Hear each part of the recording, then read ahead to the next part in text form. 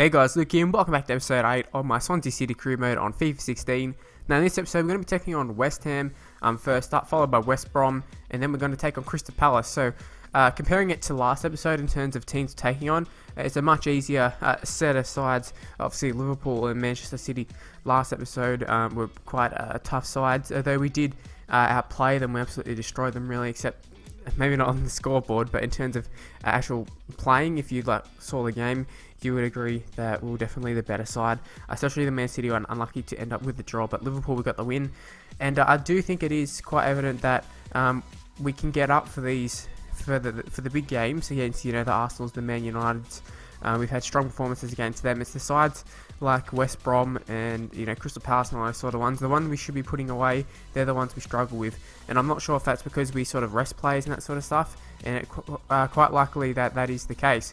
But we've gone on into this game with a fairly strong squad. Pretty much just trying to go for our main team really. We've got Gomez on the ball here, and I'm pretty well aware that West Ham are a pretty good side in real life. I'm not really sure how that replicates on FIFA, to be honest. But you can see here, we've had the better run of the play, I'd have to say. 45th minute, Correa in the box there. Too bad that wasn't Gomez in the box or on the end of that header. But you see there, Nathan Dyer putting on a lot of pressure on the West Ham defence there. Nearly forced an error in the box, which would have been really, really nice. But you can see there, we're just passing the ball around with ease at this stage. Just can't find that that last pass, which is a little bit annoying, or the final shot. But Correa on the ball here, he's going to take on Tompkins, and he takes a shot there, and there is a penalty. Oh no, it's not a penalty, it's actually a free kick outside of the box here.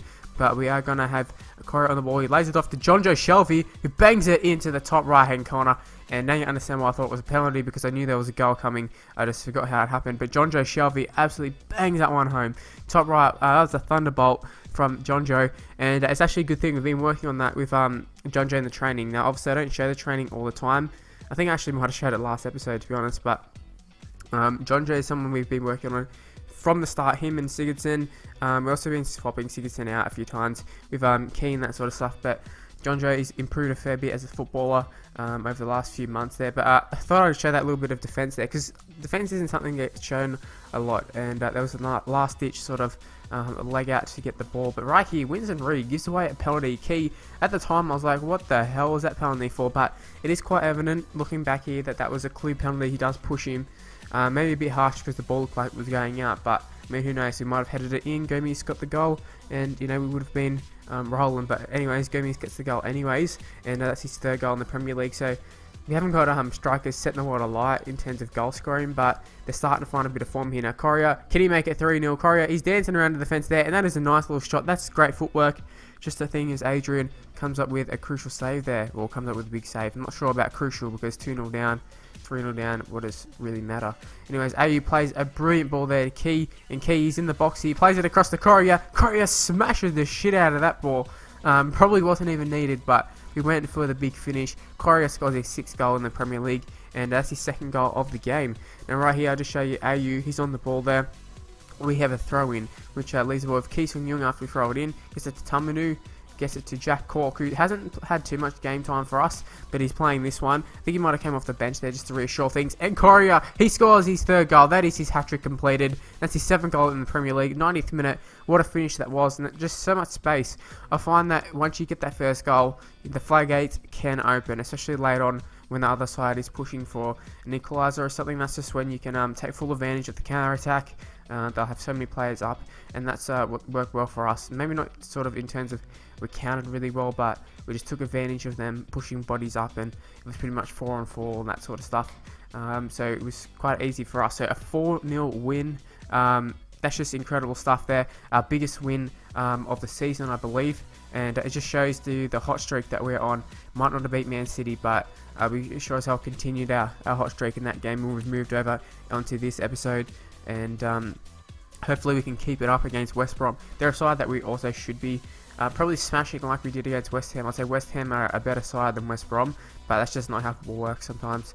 Well, a lot of the times. But you see Jefferson Montero just showing he's in a bit of form here. Gets it to Gomez with space. Gomez will cut back inside, and there's a tackle and we lose the ball. But I want to show that clip just to show that Jefferson Montero was very, very lively in this game early on. But Nabry puts in a pretty poor ball, but comes back to wins. And that is a brilliant save there by Fabianski. And then Tubman, who tries to clear it, but actually comes off the West Brom player into the post. So we got pretty lucky to not concede a little bit of a shitty goal, but we nearly end up scoring a shitty goal of our own there. Correa really should have finished that one.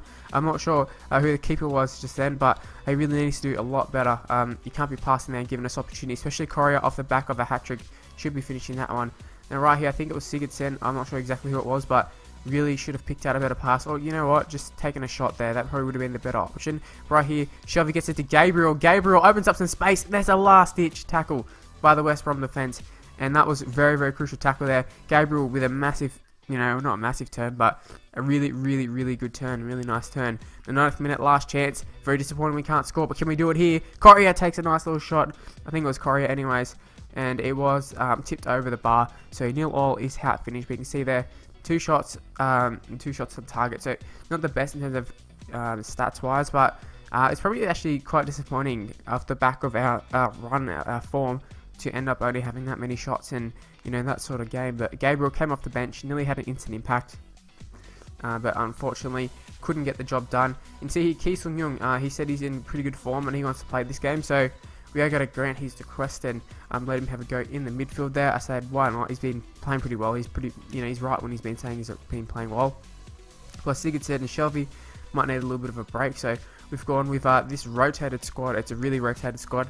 That's just what happens when you're still in the FA Cup and all those different sort of cups, and you got fixtures that are just everywhere. So we've gone with Zuccolini in the midfield. We've gone with Routledge in the side, I think it was. See right here, this is not a penalty. There's no reason for me thinking there's a penalty or anything. That's not why I showed it. It's because Key is still down. You can see there his ankle is actually really hurt, and I believe he's going to be out for 4 weeks or so, but we'll take a look at that at the end of the episode. Now we're bringing on Carlos Eduardo, who had been playing really well, but he is quite tired. He does get tired quite easily. But you see here, Dwight Gale, he's through in goal here. Cabral doesn't have much pace, and he just got really, destroyed for pace. That's what it was. That's why they got that ball through. That's exactly why I'll be looking to sell Cabral in the transfer window. I know it's a bit harsh. He's only been here for 6 months or so, probably not even that. See right here, they could have squared it up. They could have just played it across for the sweaty, but they didn't. They took the shot, thankfully, and they missed. And then right there, the follow-up header did not go in, obviously, as it is still 0. But yeah, transfer window-wise,